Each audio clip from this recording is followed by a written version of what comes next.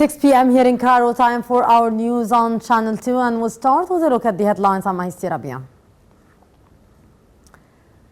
President Abdel Fattah al-Sisi urges developing preacher skills during a meeting with the Minister of Endowment. 15 terrorists killed in security manhunt in northern Sinai.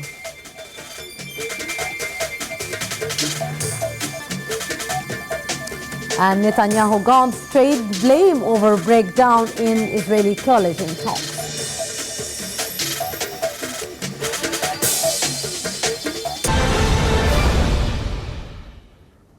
Those were the headlines. Now the news in full. President Abdel Fattah al-Sisi today issued directives on the means of developing the preacher skills and improve their living conditions through optimally use the endowment ministry resources. The president also urged the continued carrying out the nation's security for combating terrorists throughout the clarifying of the true essence and values of Islam. President Sisi made these remarks during a meeting with Prime Minister Dr. Mustafa Madbouli and Minister of Endowment Mohammed Mukhtar Gum'a.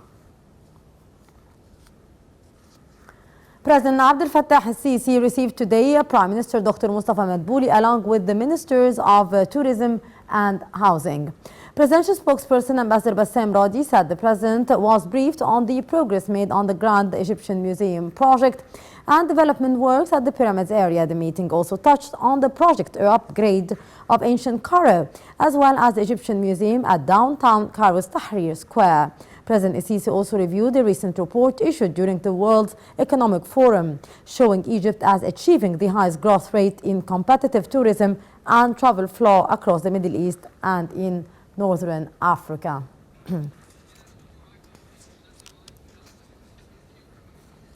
15 terrorists complicit in carrying out attacks on army and police forces were killed in northern Sinai. The Interior Ministry issued a statement saying that the National Security Department had received a tip of the terrorist hideout at a farmland in the premises of El Arish police station.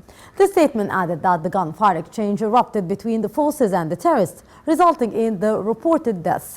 9 machine guns, 3 cartridge guns, 2 explosive devices and an explosive belt were seized in the security raid.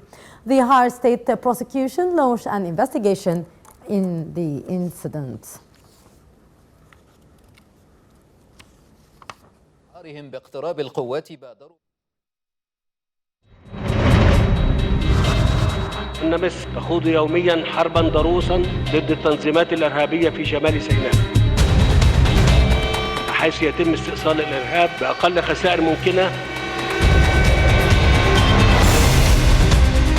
إن معركتنا هي جزء من الحرب العالمية ضد الإرهاب وحريصون على مد يد العون والشراكة لكل حلفائنا في المعركة. المواجهة الشاملة تعني بالضرورة مواجهة كافة أبعاد ظاهرة الإرهاب فيما يتصل بالتمويل والتسليح والدعم السياسي والأيديولوجي. فالإرهابي ليس فقط من يحمل السلاح.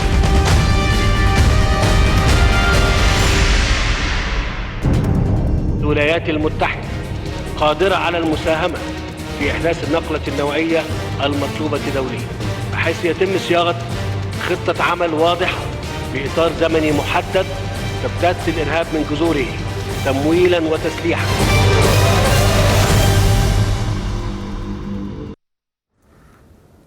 To the regional front, Syria's foreign minister told the United Nations that no deadline should be imposed on a constitution writing committee formed to try to find a political settlements to the country's civil war.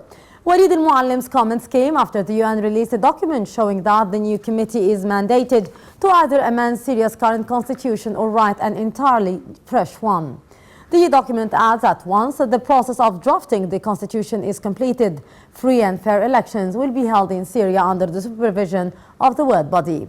The committee announced earlier this week was negotiated by the UN envoy to the war-torn country, Geir Pedersen, and has been accepted by the Syrian government and the opposition. Israeli occupation forces staged an expanded wave of detentions in the occupied West Bank, coinciding with the start of the new Hebrew year. Today alone, 17 Palestinians, including some freed political prisoners, were arrested as occupation troops also sealed Gaza Strip and the entrance of the occupied East Jerusalem with iron barricades. Elsewhere, scores of Israeli settlers, escorted by occupation forces, stormed into Al-Aqsa Mosque compound from El Magharba Gate. Israeli Prime Minister Benjamin Netanyahu and his rival Benny Gantz traded blame today over the failure so far of efforts to reach a unity government deal following deadlocked elections. A new round of negotiations between Netanyahu right-wing Likud and Gantz centrist blue and white broke down today, and the two sides appeared far from reaching a compromise. Likud said Netanyahu would make last effort to reach a deal before informing Israeli President Reuven Rivlin he is unable to form government. That would leave Rivlin to decide whether to ask Gantz to try to do so or call on Parliament to agree on candidate for Prime Minister by a vote of at least 61 out of 120 members. Yemen's Houthi militia broadcast footage today showing a major attack near the border with Saudi Arabia's southern region of Najran, adding that its forces had captured troops and vehicles. Saudi Arabia leads a coalition that has been battling the Houthis, has not responded to yesterday's Houthi announcement that they had carried out the attack. Yemeni government troops, supported by airstrikes of the Arab coalition, have in recent months fought Houthis in Qatif region of Yemen's northern Saada province near the Saudi border. Austrian voted today, with the Conservatives expected to win most seats but not a majority, forcing them into difficult coalition negotiations after corruption scandal brought down their coalition government with the far-right People's Party led by 33-year-old Sebastian Kurz is predicted to win around 33%, up slightly from the last election 2 years ago, but not enough to form a government on its own.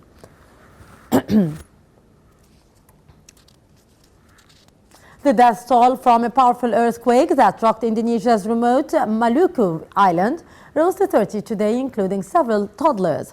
On Thursday, terrified residents ran into the streets as buildings fell in around them when the 6.5 magnitude tremor struck, sparking landslides that buried at least one of the victims.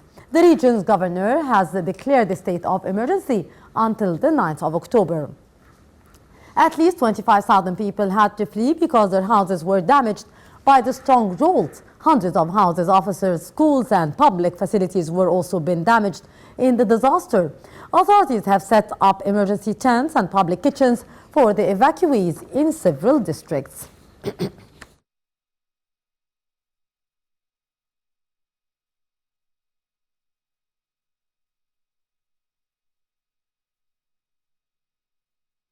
Afghanistan's present election turnout is unofficially estimated at just over 2 million people, or about 20% of registered voters, amid concern that low participation could mar the vote. Roughly 7 million turned out to vote the last presidential election in 2014. Tight security ensured election took place yesterday in relative calm, but low turnout and complaints about the voting system heightened concerns that an unclear result could drive the war-torn country into further chaos.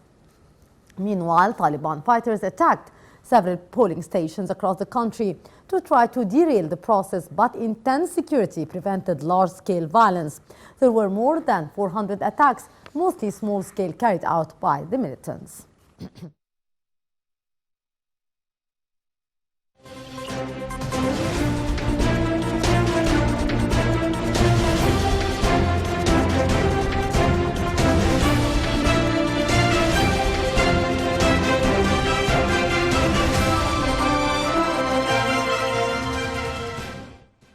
And moving to business news, Egypt's stock market indices collectively rose during today's session, enhanced by purchasing operations by Arab corporations as well as local Arab and foreign investors. The Egyptian stock market capital increased by £21 billion. Benchmark index EGX 30 hugged 3.3% to close at 14.313 points, as the EGX 30 capped also rose 3.6%. The medium capped index EGX 70 and the broader index EGX 100 also gained nearly 3.7% each.